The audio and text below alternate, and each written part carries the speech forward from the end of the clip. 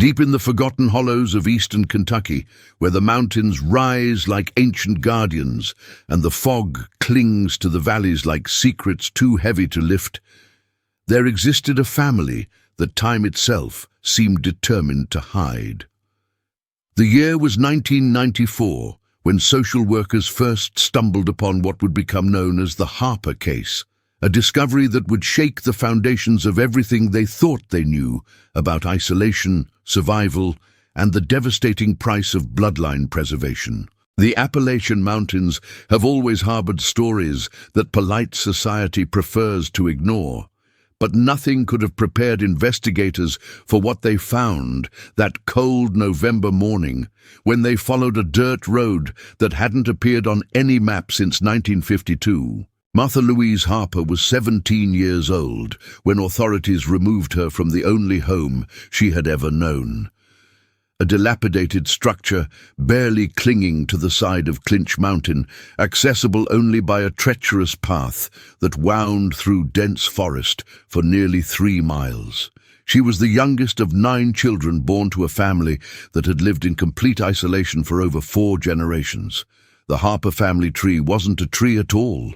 It was a twisted circle that folded back onto itself again and again, creating a genetic spiral that defied the most basic laws of human reproduction. Brothers had taken their sisters as partners. Cousins had produced children with cousins so closely related they shared the genetic markers of full siblings. And Martha Louise was the living result of this catastrophic biological experiment. When Dr. Rebecca Thornton, a geneticist from the University of Kentucky, first examined Martha's medical records, her hands trembled. The young woman before her carried genetic abnormalities so severe that her survival into adolescence was, in itself, a medical anomaly. Her facial features bore the unmistakable signs of what scientists delicately termed coefficient of inbreeding. Eyes set too far apart, a pronounced jaw asymmetry, and ears positioned lower than normal development would allow. But it wasn't just Martha's physical appearance that told the story. It was the documentation that social worker Patricia Mills discovered hidden in the Harper homestead. Journals dating back to 1887, written in fading ink by Martha's great-great-grandmother, Esther Harper, that revealed the intentional nature of their isolation. Esther had written with chilling clarity, "We keep our blood pure, we keep our family close. The world outside brings only corruption and weakness." The Harper family had begun their isolation in the late 1880s when patriarch Josiah Harper moved his wife and 3 children deep into the Appalachian wilderness, fleeing what he called the contamination of outsider blood. According to the journals, Josiah believed that family purity was a divine mandate, that keeping bloodlines clean would create a stronger, more spiritually elevated lineage. What it created instead was a genetic nightmare that would echo through 5 generations. Martha's father, James Earl Harper, was the product of a union between his mother and her own brother. James Earl had, in turn, taken his first cousin as a wife, a woman who was also his niece through another family connection.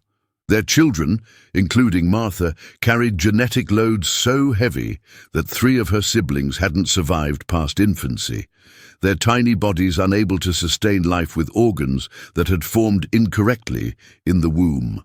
The mountain community of Harlan County had whispered about the Harpers for decades, but the family's extreme isolation had kept them beyond the reach of intervention. Local residents spoke in hushed tones about the Harper young'uns, children who rarely appeared in town, who seemed to move with difficulty, whose speech was slurred and incomprehensible to outsiders. When authorities finally intervened in 1994, it wasn't because of concern for the family's well-being. It was because a hiker had gotten lost and stumbled upon the Harper property, witnessing conditions so disturbing that he contacted the state police within hours of his escape from those woods. Officer Daniel McCarthy still remembers that day with a clarity that haunts him. "I've seen poverty," he told reporters years later.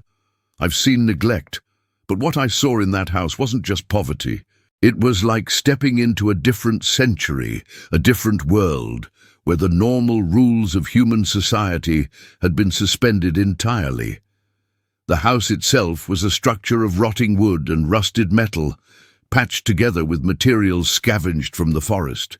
Inside, 9 people lived in 3 rooms, with no running water, no electricity, and no connection to the outside world beyond occasional trips to town for bare necessities. The smell alone was enough to make hardened law enforcement officials retreat to the yard to compose themselves.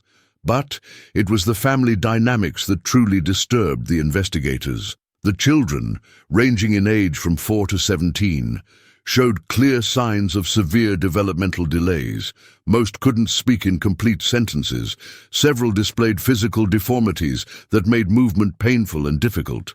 And their eyes held a quality that Patricia Mills would later describe as empty of hope, as if they'd never known there was supposed to be something more to life.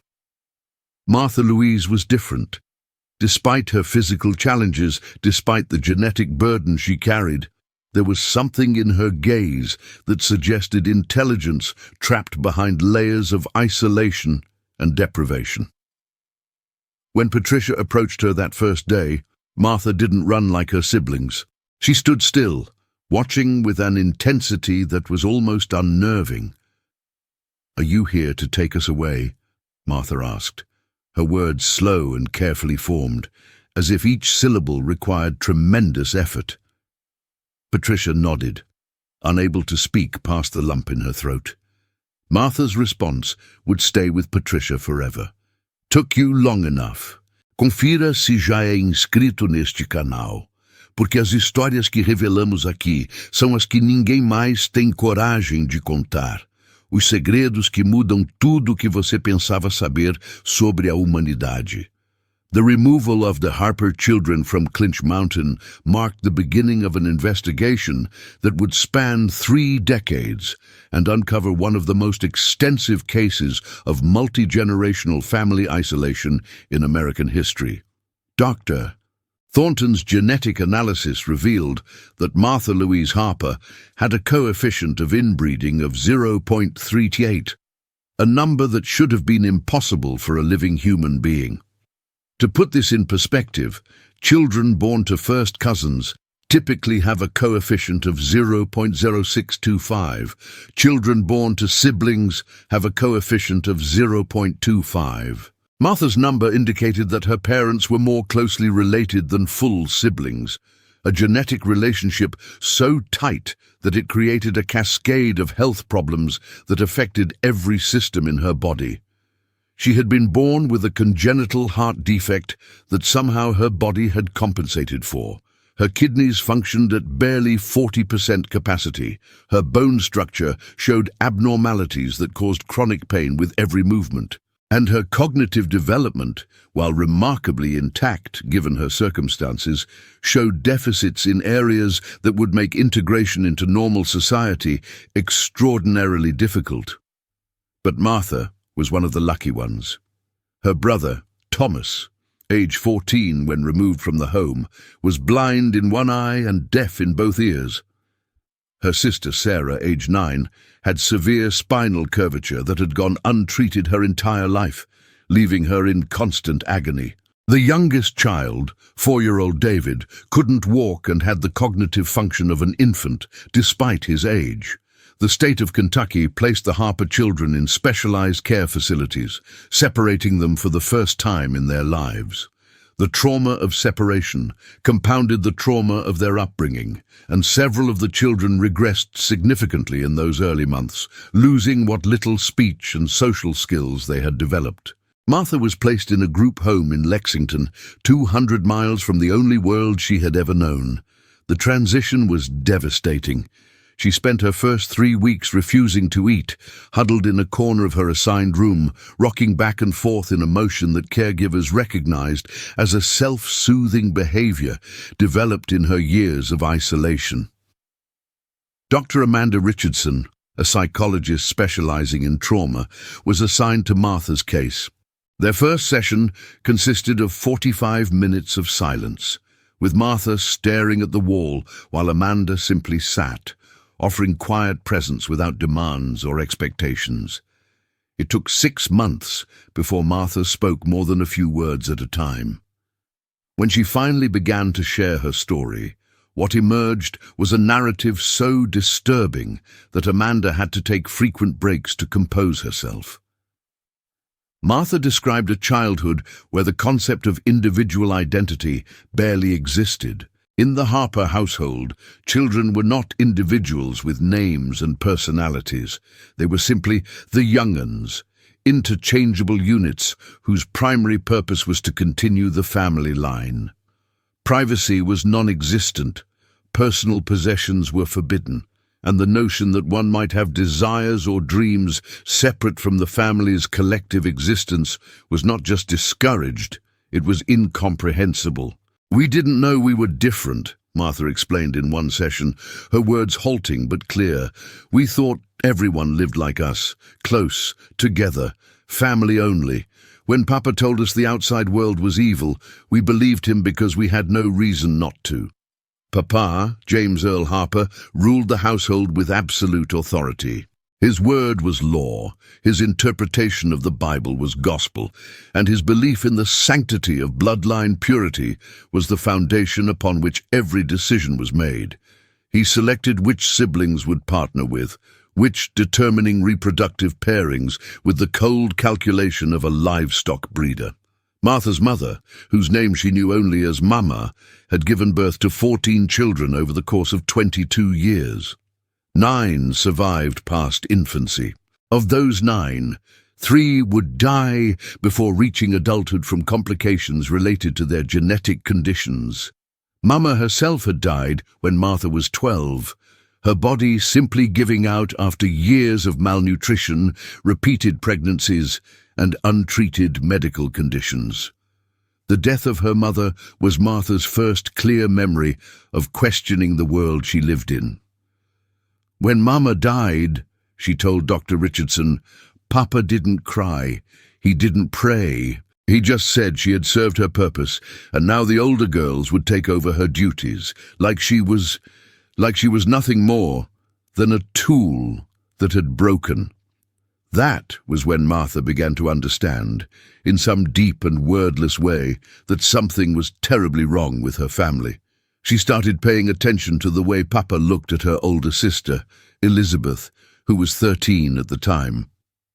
She noticed how he had begun separating Elizabeth from the other children, giving her special instructions, preparing her for what Martha now understood to be her role as the next breeding female in the Harper line. Martha's rebellion, if it could be called that, was small and secret. She began hiding in the woods during the day, climbing trees where no one would think to look for her, creating a private world where she could imagine something different, something beyond the suffocating closeness of family that felt more like a trap than a bond. It was during one of these secret escapes that she encountered the hiker who would ultimately lead to her family's discovery. She had been 15 years old, perched in an oak tree near the edge of the Harper property, when she saw him stumbling through the underbrush, clearly lost and disoriented. She should have hidden. Papa's rules were absolute, no contact with outsiders, ever, for any reason. But something in Martha made a different choice. She climbed down from her tree and approached him, pointing the way back to the main trail without speaking a word. The hiker had looked at her with an expression Martha couldn't interpret at the time, horror mixed with pity, shock mixed with concern. He had asked if she was okay, if she needed help. Martha had run, terrified of what Papa would do if he found out about her transgression, but the hiker had remembered. He had reported what he'd seen, a teenage girl in the middle of nowhere, dressed in clothes that looked homemade and decades out of style, with physical features that suggested serious medical neglect. His report had triggered the investigation that led to that November day in 1994, when Martha's world changed forever. The Harper case attracted national attention in the months following the children's removal. News outlets descended on Harlan County, seeking interviews with anyone who had known about the family's existence. What emerged was a picture of collective denial and willful ignorance that implicated an entire community in the suffering of 9 children. Local residents had known about the Harpers for generations. They had seen the children on rare occasions when James Earl brought them to town for supplies. They had noticed the obvious signs of genetic disorders, the unusual family dynamics, the disturbing isolation, and they had done nothing. "It wasn't our business," one longtime resident told reporters, speaking on condition of anonymity. "Mountain folk value privacy. You don't interfere in another family's affairs, especially not the Harpers." There were stories about that family going back generations. People knew to keep their distance. But the price of that distance was measured in the broken bodies and stunted lives of children who had never been given a choice about the circumstances of their birth or upbringing. Martha's testimony to investigators revealed that the Harper family's isolation was maintained through a combination of fear, religious indoctrination, and deliberate geographical remoteness. James Earl had taught his children that the outside world was filled with demons and corruption, that anyone who left the family would be struck down by divine punishment, that their only safety lay in remaining together, remaining pure, remaining hidden. The family survived through a combination of subsistence farming, hunting, and occasional trading of handmade goods in town. They grew vegetables in a small plot cleared from the forest, kept chickens for eggs, and relied on wild game for protein. Medical care was non-existent. When children were born with obvious deformities or health problems, they either survived through sheer chance or they didn't. There was no middle ground, no intervention, no mercy. Martha described watching her younger brother die from what was likely a treatable infection when she was 8 years old. "He cried for 3 days, she said, her voice flat with the emotional numbness that comes from trauma too great to fully process. "Papa said if God wanted him to live, he would live. If God wanted him to die, no doctor could save him. So we just waited, and he died." The investigation into James Earl Harper revealed a man who was himself the product of multiple generations of consanguineous relationships. His own cognitive function was impaired, his understanding of the world limited by a life spent entirely within the confines of family doctrine. When questioned by authorities, he showed no remorse, no understanding that he had done anything wrong. "I kept my family pure," he insisted during his police interview. "I followed the old ways, the ways my daddy taught me, and his daddy before him. There's no sin in keeping family close. It's the world that's wrong, not us." James Earl Harper was ultimately deemed incompetent to stand trial due to his severe intellectual disabilities, themselves a result of his genetic heritage. He was placed in a state facility where he would spend the remaining 8 years of his life before dying of heart failure at age 53, his body ravaged by the same genetic burden he had passed on to his children. Meanwhile, Martha and her siblings faced the monumental challenge of adapting to a world they had been taught to fear and avoid. For most of the children, the transition proved impossible. The severe developmental delays, combined with the trauma of separation and the challenge of learning to function in modern society, meant that institutional care would be their reality for life.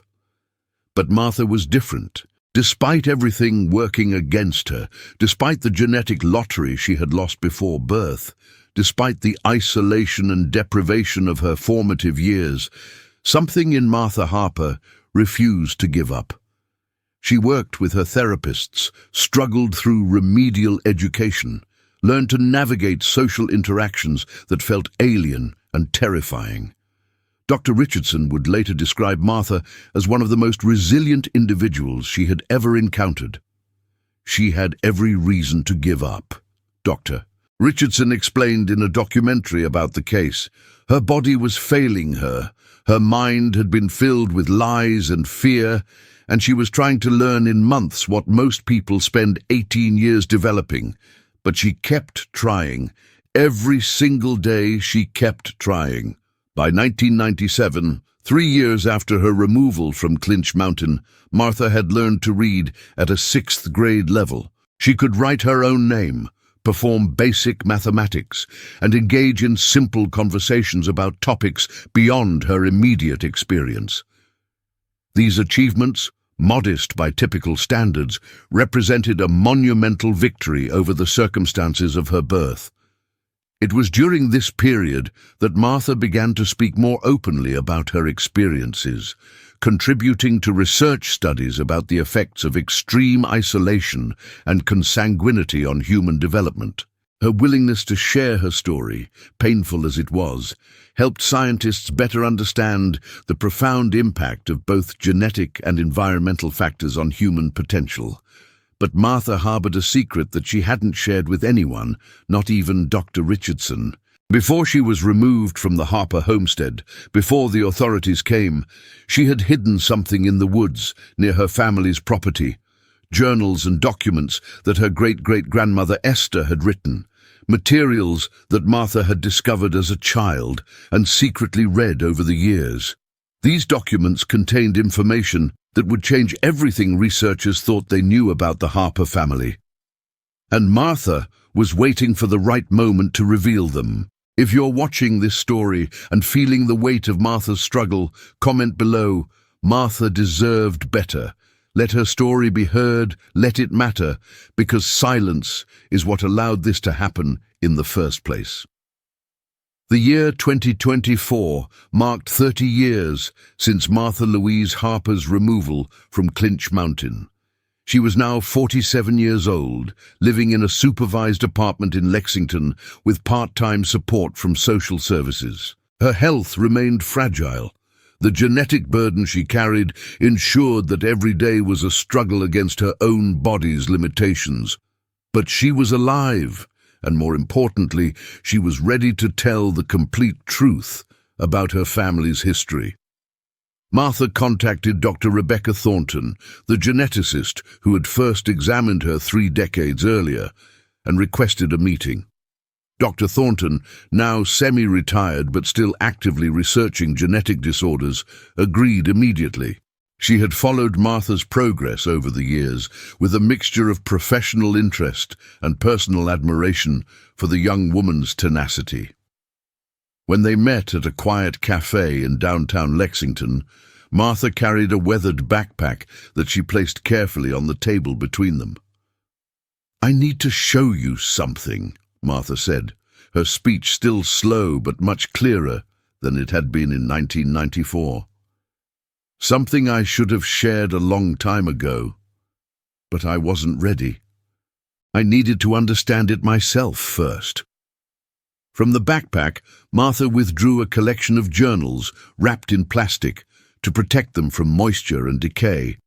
These were the documents she had hidden in the woods 30 years ago, recovered during a secret trip back to the mountain in 2010 with the help of a trusted social worker. Dr. Thornton's hands shook as she opened the first journal. The pages were filled with neat, cramped handwriting, Esther Harper's account of the family's deliberate descent into isolation and consanguinity, written between 1887 and 1923. What the journals revealed was shocking, not because it showed intentional bloodline preservation. Researchers had already surmised that, but because it showed that Esther Harper had understood exactly what she was doing. She hadn't been ignorant of genetics or the dangers of consanguineous reproduction. She had been educated, literate, and well-informed about the biological risks of her choices. Esther wrote about reading scientific papers on heredity and genetics in the 1890s, about understanding Mendel's laws of inheritance, about knowing that the path she was choosing for her family would lead to physical and cognitive decline. And she had chosen it anyway, driven by a fanatical belief that spiritual purity outweighed physical health, that keeping the family bloodline uncontaminated by outsiders was worth any price, even the suffering of her own descendants. "I know what the scientists say," Esther had written in 1902. I know they warn against close breeding, against family unions. But they measure only the body, not the soul. What good is physical health if the spirit is corrupted by foreign blood? My grandchildren may be weak in body, but they will be strong in faith, pure in purpose, untainted by the world's poison. Dr. Thornton felt sick reading these words.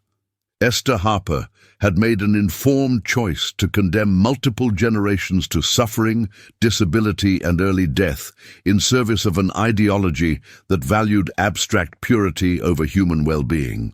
It was a level of calculated cruelty that made the case even more disturbing than researchers had initially believed. But the journals contained more than just Esther's rationale. They contained detailed family trees, documentation of every birth, every union, every death over 4 generations. They contained medical observations about the declining health of successive generations, descriptions of children born with severe deformities who died within days or weeks, accounts of pregnancies that ended in stillbirth or miscarriage as the genetic load became too heavy to sustain. Esther had documented everything with the detached precision of a scientist conducting an experiment, even as the subjects of that experiment were her own children, grandchildren, and great-grandchildren. She had watched the Harper bloodline deteriorate over decades and considered it a worthy sacrifice for ideological purity. Martha had spent years reading these journals, trying to understand the woman whose choices had determined the trajectory of her life before she was even born. "I used to hate her," Martha told Dr. Thornton. "I used to think she was evil, that she'd destroyed my life and the lives of everyone in my family. But the more I read, the more I realized she was sick. Not physically sick, mentally sick. She'd convinced herself that she was doing something noble, something important. She never saw us as people. We were just pieces in her experiment." The revelation of these journals prompted a renewed investigation into the Harper case. Genealogical researchers used Esther's documentation to trace the family tree back to its origins, revealing that the Harpers had once been a prosperous farming family in Virginia before Josiah Harper's religious fanaticism drove them into the mountains. The genetic analysis was updated with modern techniques, revealing that the Harper family had accumulated deleterious recessive alleles at rates unprecedented in documented human populations. Every member of the family carried genetic variants associated with numerous serious health conditions.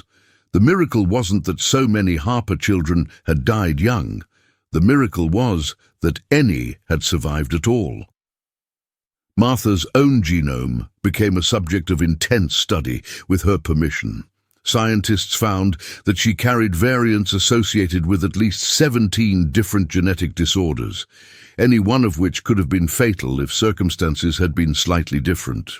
Her survival was attributed to a combination of luck, natural selection of the least harmful genetic combinations, and what one researcher called sheer biological stubbornness. But the most significant revelation from the journals was Esther's prediction about the family's future.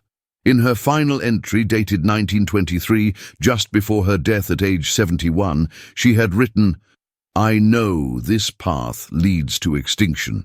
I know that in 3 or 4 more generations the Harper line will end, unable to sustain itself, but it will end pure, untainted, faithful. And that is enough. That is everything." Esther had known her ideology would destroy the family. She had known and proceeded anyway, valuing her abstract ideals over the lives of her descendants. It was a level of ideological zealotry that made Martha's survival and recovery all the more remarkable.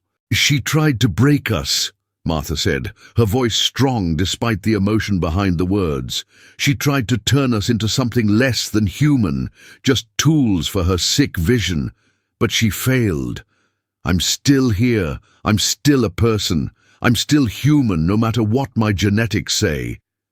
"Re." The public release of Esther Harper's journals in 2024 reignited national interest in the Harper case and sparked broader conversations about the intersection of ideology, isolation, and human rights in America's rural communities. Martha found herself at the center of media attention once again, but this time she faced it with 30 years of growth, therapy, and self-understanding behind her. She agreed to a series of interviews in which she spoke candidly about her childhood, her struggles with adaptation, and her determination to create a life that honored the siblings and cousins who hadn't survived, who hadn't gotten the chance she had to escape the legacy of Esther Harper's cruelty. "People ask me if I'm angry," Martha told one interviewer. "Of course I'm angry. I'm angry that my brothers and sisters died for nothing. I'm angry that my mother suffered and died believing she was serving some holy purpose. I'm angry that I live every day in a body that hurts because someone 100 years ago decided their ideas were more important than their grandchildren's lives. But anger isn't all I am. I'm also grateful. I'm grateful I survived. I'm grateful I got out. I'm grateful I learned that family doesn't have to be a prison." Martha had maintained contact with two of her surviving siblings, Thomas, now living in a care facility in Louisville, and Sarah, who had died in 2015 from complications related to her spinal condition. The other siblings had either passed away or remained too impaired to maintain relationships beyond their institutional settings. The Harper property on Clinch Mountain had been abandoned since 1994, slowly reclaimed by the forest. In 2024, Martha made one final journey to the place of her birth, accompanied by Dr. Thornton, Dr. Richardson, and a documentary crew capturing the 30th anniversary of her rescue. The house had collapsed in on itself, the rotting wood finally surrendering to time and weather. Trees grew through what had been the main room. Vines covered the rusted metal roof.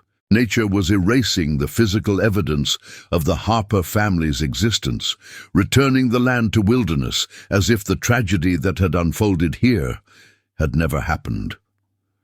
Martha stood in front of the ruins for a long moment, her eyes scanning the remnants of her childhood. "This place took everything from me," she said quietly. "My health, my childhood, my family. It almost took my life. But it didn't take my humanity. That's the one thing Esther Harper couldn't destroy, no matter how hard she tried." She walked to a spot near where she had hidden the journals 30 years earlier and planted a small oak sapling, a living memorial to the family members who had died in service of someone else's toxic vision. "They deserved better," Martha said, her hands gentle as she patted soil around the young tree's roots. "They all deserved so much better than what they got." The documentary about Martha's story, titled Legacy of Purity, aired in late 2024 and won numerous awards for its unflinching examination of ideological extremism, genetic consequences, and the resilience of the human spirit. Martha donated all proceeds from the documentary to organizations working to identify and assist isolated communities and families at risk of similar situations. Dr. Thornton published a comprehensive study of the Harper case in a leading genetics journal, using it to advocate for better public health outreach in rural communities and improved education about the dangers of consanguineous reproduction. The study became one of the most cited papers in the field, influencing policy and practice regarding genetic counseling in isolated populations. Dr.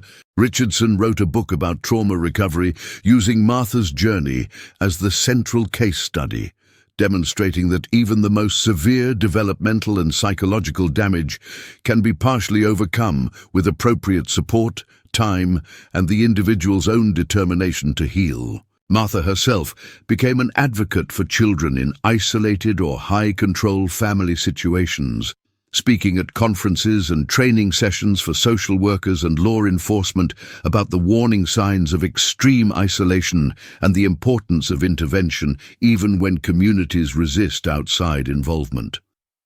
"The thing about secrets," Martha told audiences, is that they only have power when we keep them. Esther Harper wanted her family's purity to be a secret, something hidden from the world. But secrets are what allowed the suffering to continue for generations.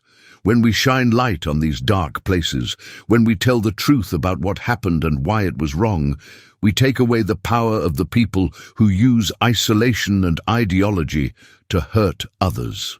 Ooh. In 2025, Martha celebrated her 48th birthday, surrounded by friends she had made over 3 decades of life outside the Harper compound. Social workers, therapists, fellow survivors of trauma, and people who valued her for who she was, not what her genetics said she should be. Her health remained fragile. Her body carried the permanent marks of her genetic heritage, but her spirit, against all odds, had proven stronger than the ideology that tried to break it. The oak tree she planted on Clinch Mountain began to grow, its roots pushing deep into soil that had witnessed too much suffering, its branches reaching toward light, a living testament to survival and renewal. If you've watched this story all the way through and felt Martha's pain, her strength, her triumph against impossible odds, do me a favor. Subscribe to this channel so we can continue revealing the stories that history tried to bury, the truths that challenge everything we think we know about family, faith, and human resilience.